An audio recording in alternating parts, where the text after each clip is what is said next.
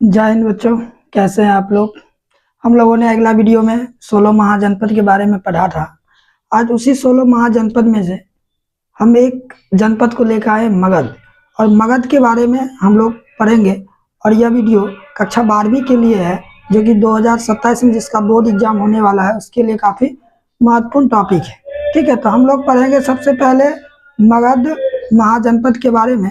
और मगध महाजनपद में जो राजवंशों ने शासन किया था उसके बारे में हम लोगों ने पढ़ेंगे। तो सबसे पहली बात, मगध पे शासन करने वाले जितने भी राजवंश थे उसको एक ट्रिक से हम लोग याद कर लेते हैं, उसके बाद उसे पढ़ने में हम लोगों को आसान होगा।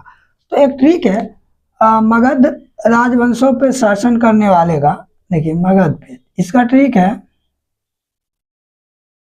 अश्विन मशुक शाह।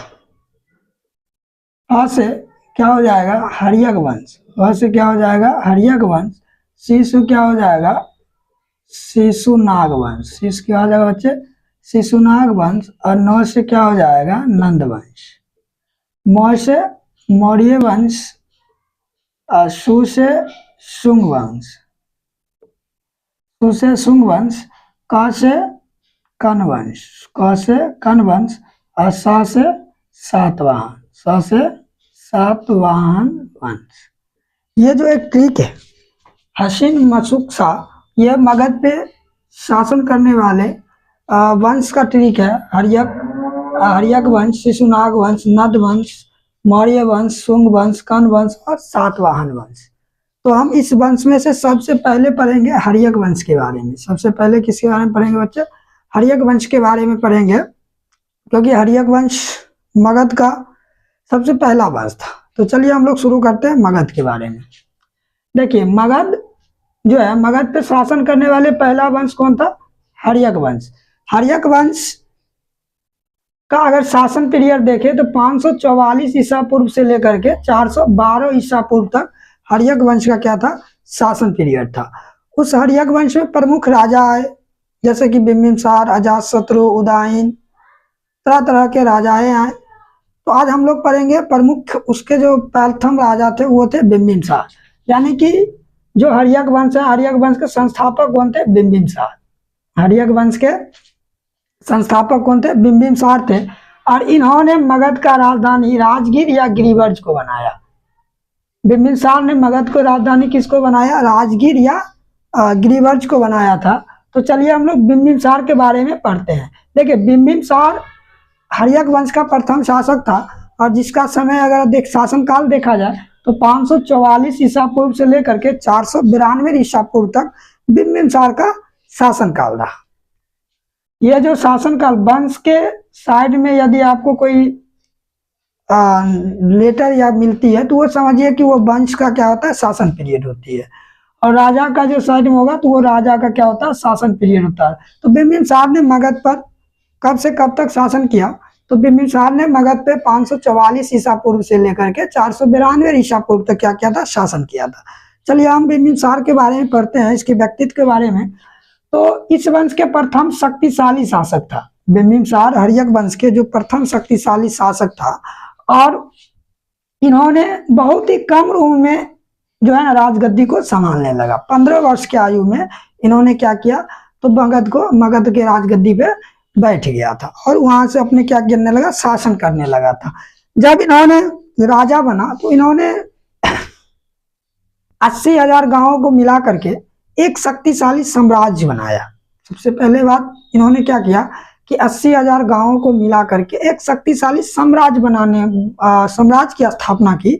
और जब उन्होंने एक शक्तिशाली साम्राज्य बना लिया तो इस साम्राज्य के विस्तार के लिए, जब एक शक्तिशाली साम्राज्य बन गया तो इस साम्राज्य के सीमा विस्तार के लिए, मगध के सीमा विस्तार के लिए बिंबिसार ने एक तरकीब लगाई।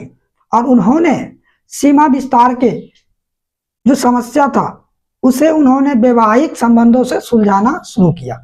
और इसी के चलते बिंबिसार ने कई शादियां किया, क्योंकि वैवाहिक संबंध से भी उसके साम्राज्य का विस्तार होता था। और उन्होंने कई शादियां की।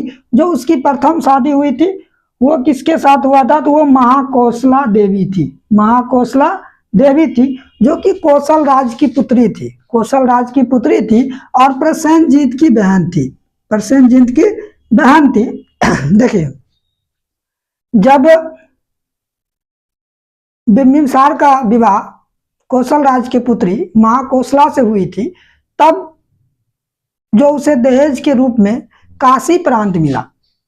इसे महाकौशला से जब इसकी शादी हुई तो कौन सा प्रांत मिला? काशी, काशी प्रांत मिला। और काशी प्रांत से बिंबिसार को 1 लाख का वार्षिक आय आता था।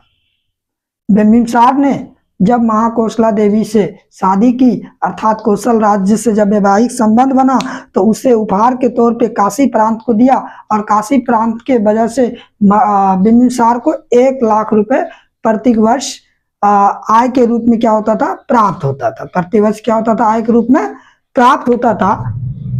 और दूसरी शादी इन्होंने चेलना से की, दूसरी शादी इन्होंने किससे की? चेलना से की। और ये चेलना कौन थी? ये लिच्छवी की राजकुमारी थी, लिच्छवी की राजकुमारी थी। और इसकी एक विशेषता है कि जो बिंबिसार का पुत्र था अजातशत्रु, वो इन्हीं के गर्भ से हुआ था, चेलना के गर्भ से अजातशत्रु का जन्म हुआ था। तीसरी पत्नी थी खेमा या क्षेमा। देखिए, कहीं कहीं खेमा मिलेगा, कहीं क्षेमा मिलेगा, तो दोनों एक ही नाम है, ठीक है। तो तीसरी पत्नी जो इसकी थी वो थी खेमा या चेलना, खेमा या चेलना, जो मध्य देश की थी।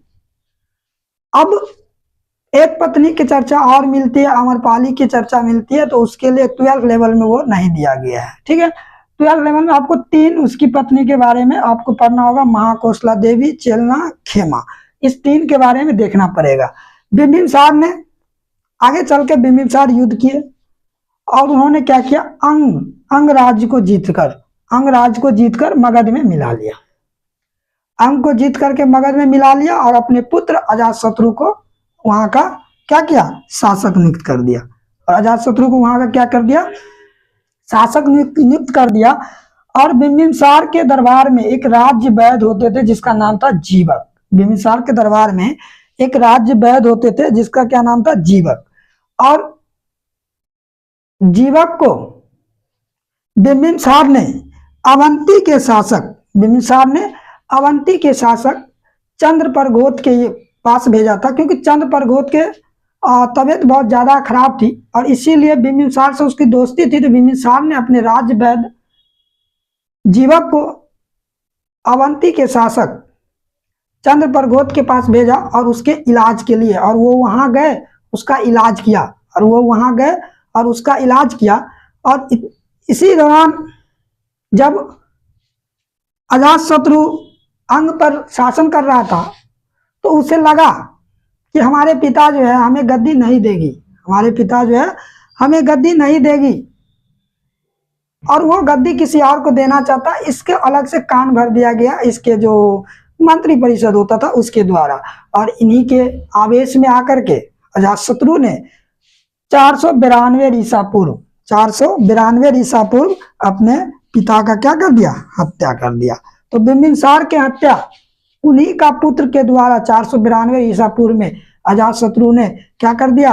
अपने पिता को हत्या कर दिया। और इसीलिए अजातशत्रु को पितृहत्या कहा जाता है। अजातशत्रु को पितृहत्या कहा जाता है। पितृहत्या अजातशत्रु के इसीलिए क्या कहा जाता है? पितृहत्या कहा जाता है। और उसके बाद मगध का अगला शासक जो बनता है वो अजातशत्रु बनता है। और अजातशत्रु को हम लोग अगले वीडियो में पढ़ेंगे।